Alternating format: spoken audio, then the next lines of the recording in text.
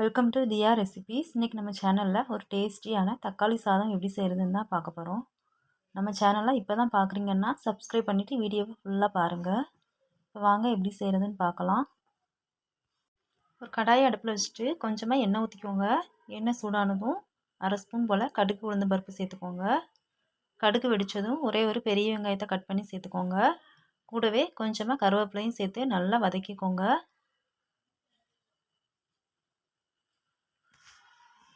வெங்காயம் ஒரு பாதி அளவுக்கு வதங்கட்டும். வெங்காயம் நல்லா வதங்கிருச்சு. இந்த ஸ்டேஜில் ஒரு பாதி பச்சை மிளகாய் மட்டும் கட் பண்ணி சேர்த்துக்கோங்க.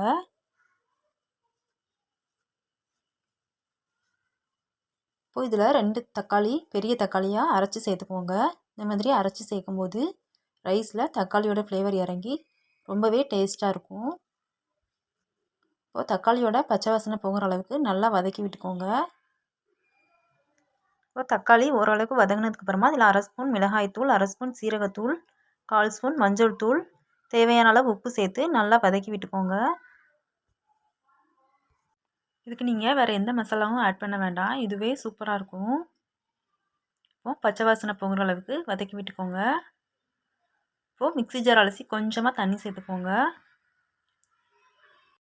இப்போ இது தொக்கு கன்சிஸ்டன்சிக்கு வரணும். அதனால் மூடி ஒரு 2 நிமிஷத்துக்கு மட்டும் குக் பண்ணிக்கோங்க. இப்போ பாருங்கள், நல்லா எண்ணெய் பிரிஞ்சு வந்துருச்சு.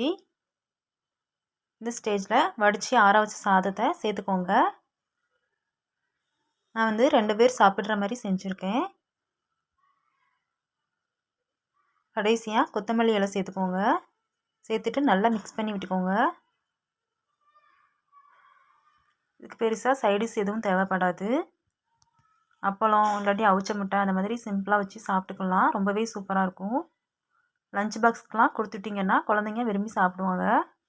அவ்வளோதாங்க, ரொம்ப டேஸ்டியான தக்காளி சாதம் ரெடி. 10 நிமிஷம் கூட ஆகாது இது செய்கிறதுக்கு. கண்டிப்பாக இதே மாதிரி நீங்கள் செஞ்சு பாருங்கள். செஞ்சு பார்த்துட்டு எப்படி இருந்துச்சுன்னு கமெண்டில் சொல்லுங்கள். இந்த ரெசிபி உங்களுக்கு பிடிச்சிருந்துச்சுன்னா லைக் பண்ணுங்கள், ஷேர் பண்ணுங்கள். நம்ம சேனலை சப்ஸ்கிரைப் பண்ணிக்கோங்க. தேங்க்யூ.